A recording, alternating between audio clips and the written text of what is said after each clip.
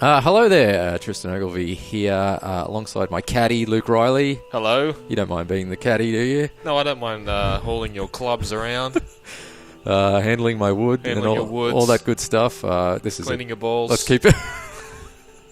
What are we talking about again? Oh, yes, golf. There's a review commentary for the golf club. We'll keep the immature jokes to a minimum. The golf club, developed by HB Studios, who... certainly a lot of the Australian and English and New Zealand and those sorts of folks, viewers would recognise from their cricket and rugby games back in the day, sort of around the turn of the millennium. Yes, they've pumped out quite a few of those. Yeah, and in fact... And then they started doing them for... Who was it, 505 they did the rugby game? They did rugby games for EA, and then they did rugby games for somebody else. That's true, and they've also done a lot of games for EA, but like... ports, like last-gen ports of like NBA Live, or the PSP version of FIFA 10. You're up in Canada, right? In Nova Scotia, yeah. Yeah. And they also did a Tiger Woods game once, but it was like the PS2, PSP version of Tiger Woods 10 or something. So anyways, not sure if they took any sort of development blueprints or whatever for reference from that time. But anyway, this is the golf club, completely unlicensed. No big name players, no big name courses, no branded clubs or balls or sneakers or spikes or any of that, aside from the Greg Norman golf course design, which I'm not really sure what that deal means. Like, obviously, it means they get his photograph. You get the logo and the photo. That's it. I did read something that how Greg Norman it was like a mutually beneficial deal where Greg Norman was going to use their tech to help design courses or something. That may have just been like for the real world. Oh, for the real world. That may have been just like some PR. Spiel. Yeah, a bit of spiel. I'm not sure how real or true that is. Anyways, we'll get to the course design in a bit. But let's just hop into a round of golf. Now, the other thing is that this game not only does it... I'll get to the bit where this game's good soon. The other thing is that aside from the complete lack of licensing, there's no real kind of career mode or any kind of like character progression even. Like, I mean, you get like... it keeps track of all your scores and your averages and all that kind of stuff, but you don't like buy... better points for your spin attribute or anything like that. So there's no... And that's probably one of my biggest sort of beefs with the game is that unlike sort of Tiger Woods where you're sort of bombarded with unlocking new gear and, new stat points and it's giving you like spot challenges and all this stuff and all these things to hook you and to keep you playing, this game doesn't really do that. Right. But if you love golf, you just want to play for the love of the game, then this game does that pretty well. Anyways, so you play around, play a tour, play a tournament, or just hop in and play around. Again, I'll just show you how under-featured it is in terms of customization of the player. It's definitely got good course customization, but of the player, you literally have... Oh, you can change left and right hand, so that's a thing. Yep. You can also... there's like about 6 different templates, or 2 of them look change just of poses. It's just this. That's actually 2 different people, but it actually, Oh, okay.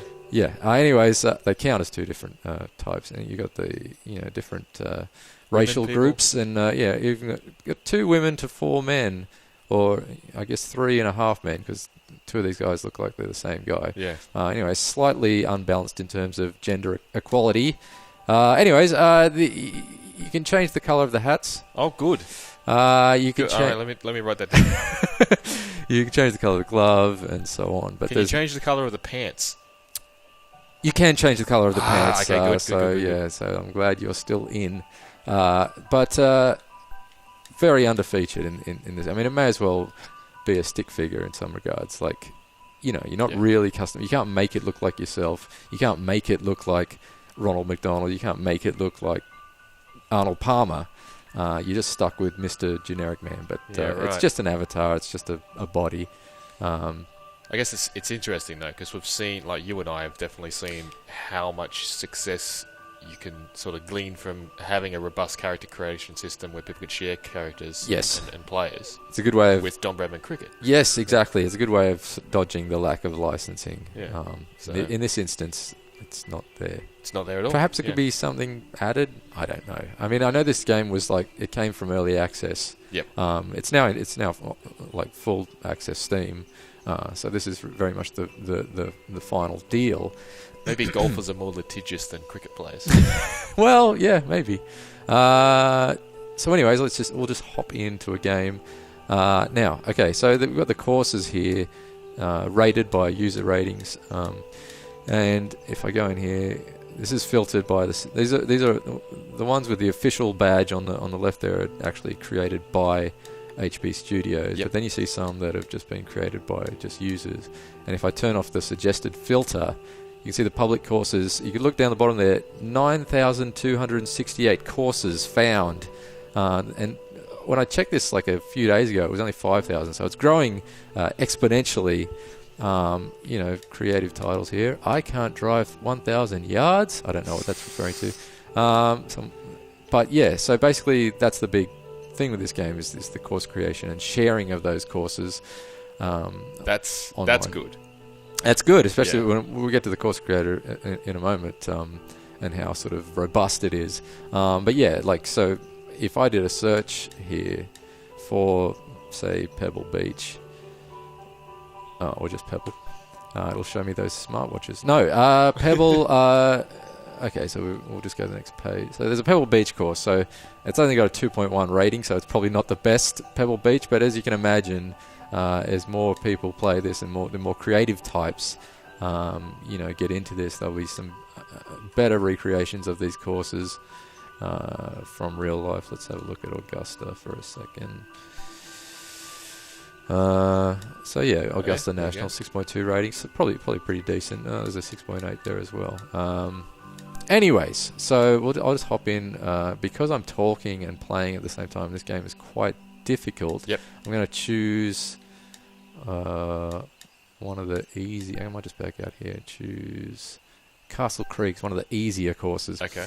I think this is actually user created as well, so that's good. We'll show just how sort of cool they look. Let's tee off. Another thing, I mean, this is the PC version that we're playing here, so the loading times are a lot faster than... Hello there, and welcome to this first hole par 4. Commentary, sorry, I'll just take a little sidestep here. The commentary is awful.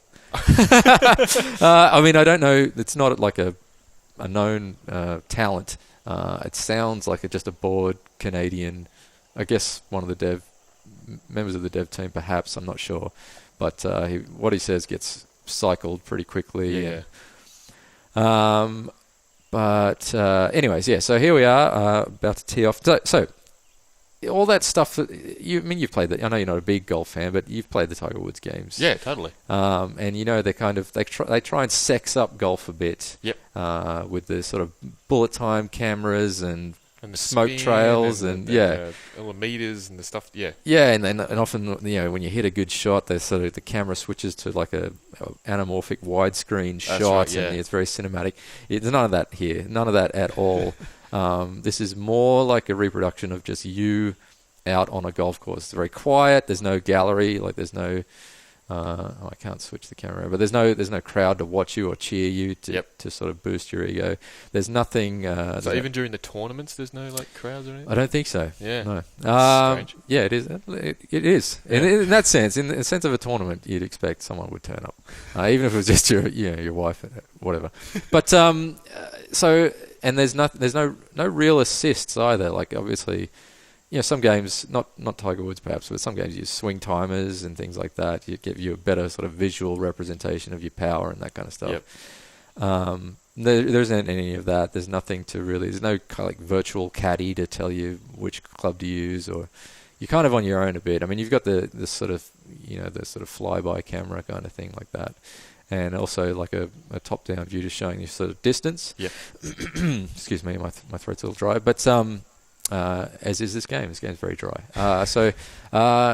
But anyway, so all you can do is, it's just you've got to play by instinct and feel, sort of. It's got to grip the shaft. all right. But before I tee off, you can also holding down the trigger, you can change the kind of height of your shot. the draw and the fade and all that kind of good stuff. But I don't really want to do a draw or fade in this instance, so I'm just going to grip it and rip it. It looks pretty good. The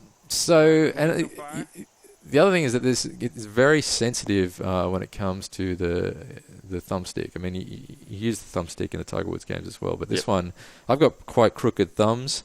I mean, I don't really now that I look at them, but for whatever reason, I tend to sort of pull to one side. So when I first started playing this game, even the slightest of deviations was like really slice it straight off. Slicing or hooking. Yeah, it was just like I struggled, but I sort of adapted over time. What's this? So that's at 80 yards. My pitching wedge has got a 75 yards carry. That should be. The wind's blowing directly into my face, though. Maybe I'll up it to a 9-iron. You don't even need me here. What am I paying you for? 9-iron, huh? You're fine. So not bad. On the dance floor. Sweet. This one's for so the putting is one area where you get a bit of a guide. Obviously, Yep. you get this grid on there showing the slope and the speed of the green. So I'm just going to aim slightly over here. But putting, again, is completely analog, both in terms of, you can swing all the way. In terms of power as well. That's how you measure the power. But also, if I, hit it sort of slightly to the left or right, I can skew it, and that'll actually affect my shot. So... Get in the hole. Nice. That's as much sort of razzle dazzle as you get. Just the guy sort of sticking his arms in the air like that.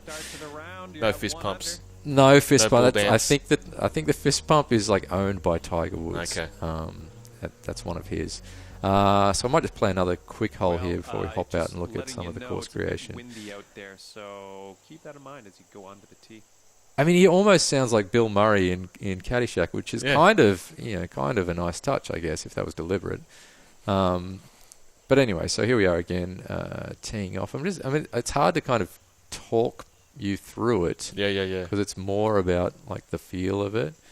I guess it's something that, because it's so analog, it's something you become accustomed to. Like everyone became accustomed to skate, and skate was clearly the superior way to build a skateboarding game. That's right. Yeah. So that analog control. I mean, and Don Bradman cricket is entirely analog, exactly. bowling and batting, that sort of stuff, and it's something that requires a great deal of finesse, and it requires you to really put in. I had the right power. Sorry. That's.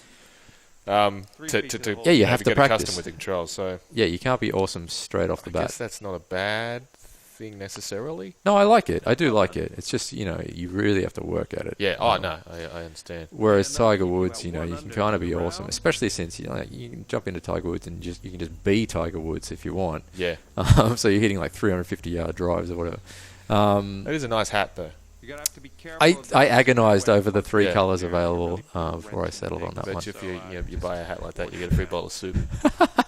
But we're actually, time's flying when you're playing golf. Am I right, Luke? Golf. Or watching it even.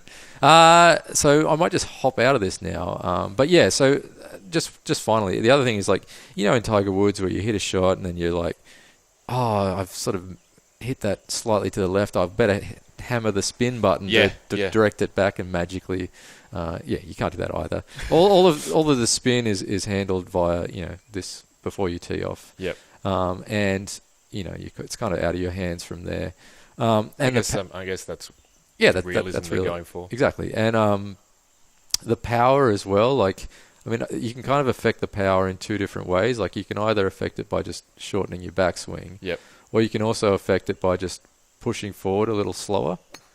See, I hit that at 59% power, even though I had a full backswing. So it's kind of flexible. It's good. You get used to it. I like the brand of golf that this game plays, even though it's very sort of underfeatured in most regards. Where it isn't underfeatured is in terms of the course designer, which is unprecedented certainly for golf games of the past. For modern golf games. Exactly. And it's something that I just cannot understand. Well, no, I do understand, but I can understand how the likes of EA haven't just caved to the fact that this is obviously where they need to head. User-generated content is where it's been at for many years. And golf games have had golf games had course designers in the early 90s. Right, exactly. Yeah. So it's not unheard of for golf games, period. But yeah, certainly in the reign of Tiger Woods, Tiger Woods games, that certainly hasn't been a feature. It may be a feature of their PGA Tour game next year. I don't know if they've said whether or not it's going to be in there. Yeah. My gut says it won't be. Well, yeah. I mean, how many DLC courses will they sell? Exactly. If people can make 10,000 courses. Yeah. Well, that's the thing. So and I'm not a big. I don't play Minecraft. I'm not. I mean, I like to think of myself as a creative person, but I'm not the type of person to sort of sit and agonize over, building things within games. I much prefer to sort of sample the fruits of other people's labours. Yep. And there's no shortage of that, as we saw. There's like 9,000 courses already. But anyways, if you want to create a course, it's as simple as just going to the new course. You've got sort of 5 different, environments to choose from: rural, alpine, autumn. I don't need to. Most viewers could probably read. I won't read them out.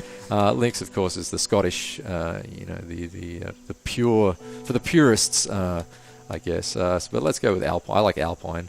I actually, as a side note, the first course that I created was an alpine course, and it's because I was just kind of doing it as a test, just to see what it was like. Yep.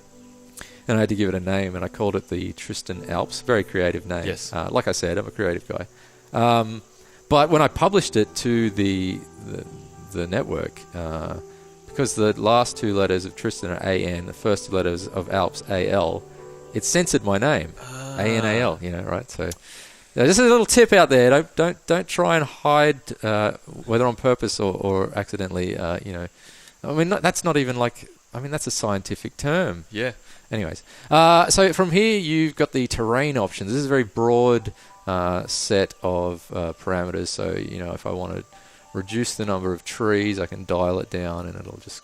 You can see in the background there, it's just like removing the trees. Oh, yeah. Sorry, environmentalists. We just cut down quite a lot of trees. Then you can just, pump up the amount of water, and the hills. This is all kind of random. Yep. And if I'm not happy with what I've just done, I can just totally randomize what I'm doing here. I should point out this is the PC version of the game. The Xbox, I mentioned this in the written review, the Xbox One version is quite a lot more sluggish. Yes. In this sort of generation. In fact, I had a tip from they're patching it as we speak, but at the moment I had a tip from the developer that you had to unplug your Xbox One from the power, plug it back in to like dump the memory cache or whatever. And that speeds things up, but even so, it's still noticeably slower than the PC version, but not to the point of it being broken or anything. It's just you just got to wait a few seconds with each change that you make. But anyway, so this looks fine. So you go on to next here, you choose the course difficulty, how many holes you want. Yep. I go 18, call me old-fashioned. And then you name the course. Any suggestions? Tristan Alps. Tristan Alps it is. I'm just struggling to spell my own name. Okay, so Tristan Alps. And then from there, so it'll just randomly generate these holes. It's offline at the moment, so no one can see it until I publish it. If I decide, well, that looks awful straight off the bat, I can just redo that again. It'll sort of move the holes around.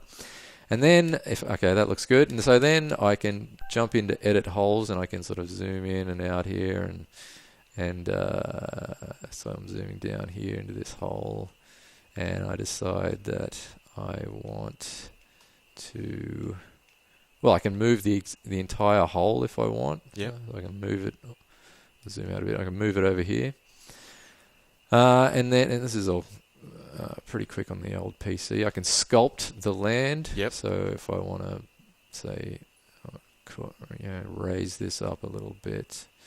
Oh wait, I've got to choose the type of the type of brush. Yeah, exactly. And I'll just kind of rotate this around a bit.